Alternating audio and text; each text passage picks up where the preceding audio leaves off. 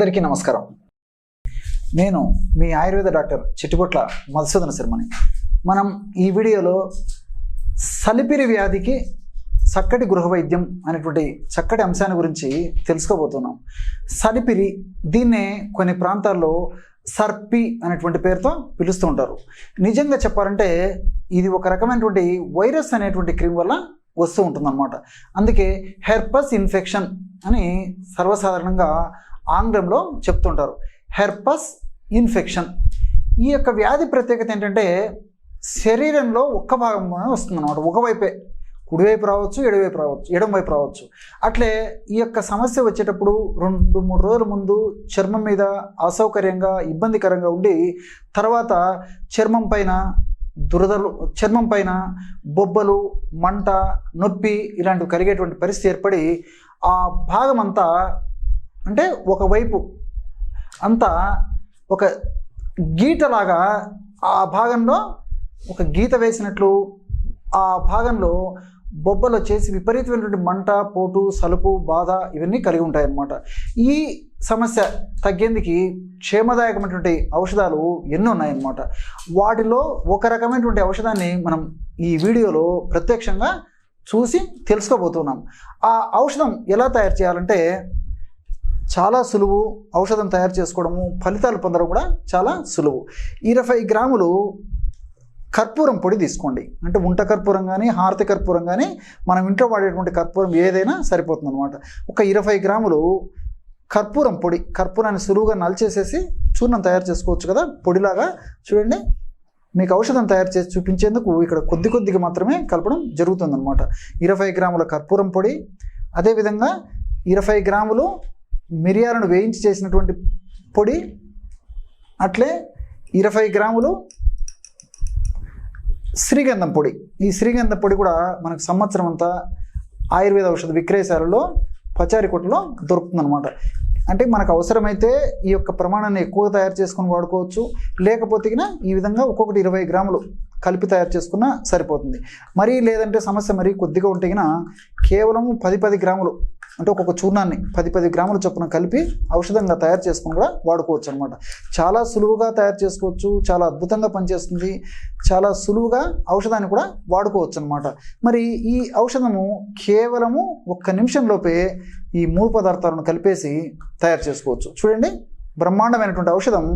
ఈ సలిపిరి లేదా సర్పి లేదా హెర్పస్ ఇన్ఫెక్షన్ తగ్గేందుకు ఔషధం రెడీ అయిపోయింది. ఈ విధంగా తయారు చేసుకున్నటువంటి ఔషధాన్ని ఒక గాజు సీసాలలో ఉంచుకొని రోజు ఒక్కసారి, సమస్య మరీ ఎక్కువగా ఉంటే రోజు 2 సార్లు ఈ యొక్క ఔషధాన్ని వాడుకోవాలి. ఎలాగంటే తగినంత ఈ యొక్క చూర్ణాన్ని తీసుకోండి. మీకు ఎంత అవసరమైతే అంత ఈ యొక్క చూర్ణాన్ని తగినంత తీసుకొని, ఈ యొక్క చూర్ణంలో మన ఇళ్లలో ప్రతి ఇంట్లో ఉండేటువంటి అద్భుతమైనటువంటి తైలం తెలుసు కదా, కొబ్బరి నూనె. ఈ యొక్క కొబ్బరి నూనెను తగినంత కలిపేసేయండి. తగినంత చూర్ణం తీసుకోవాలి, తగినంత కొబ్బరి నూనె కలుపుకోవాలి. చూసారు కదా, ఈ పదార్థాలన్నింటిలో కూడా వైరస్ మీద శక్తివంతంగా పనిచేసి వైరస్ వల్ల కలుగజేసేటువంటి బొబ్బలు, మంట, బాధ, పోటు, సలుపు ఇలాంటి లక్షణాలన్నీ తగ్గించే శక్తి కర్పూరంలో ఉంది, అదేవిధంగా మిరియాల్లో ఉంది, అట్లే శ్రీగంధం పొడిలో కూడా ఉంది. వీటన్నిటితోడు మరి ఈ యొక్క కొబ్బరి నూనె వాడుతున్నాం కాబట్టి ఈ కొబ్బరి నూనె కూడా ఆ శక్తి ఉంది. చూడండి, ఈ విధంగా తయారు చేసుకున్నటువంటి ఈ యొక్క లేపన ద్రవ్యాన్ని సలిపిరి ఆ బొబ్బల మీద అప్లై చేసేయాలి.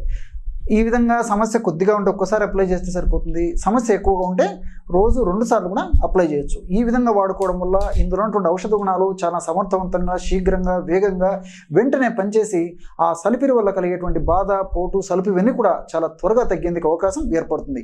అంతేకాకుండా ఈ యొక్క సలిపిరి సమస్య ఉన్నప్పుడు ముఖ్యంగా మధుమేహ వ్యాధిగ్రస్తుల్లో కానివ్వండి, బరువు ఎక్కువగా ఉన్నటువంటి స్థూలకాయల్లో కానివ్వండి, వ్యాధి నిరోధక శక్తి తక్కువగా ఉన్నటువంటి వాళ్ళలో కూడా ఈ యొక్క సమస్య వచ్చిన తర్వాత కొన్ని నెలల పాటు కూడా ఆ బొబ్బలు, తర్వాత సలుపు, బొబ్బలు తగ్గిపోతాయి కానీ ఆ సలుపు, మంట, బాధ ఇలాంటివి మాత్రం కొన్ని నెలలు కూడా వేధించేటువంటి అవకాశం ఉంటుందన్నమాట.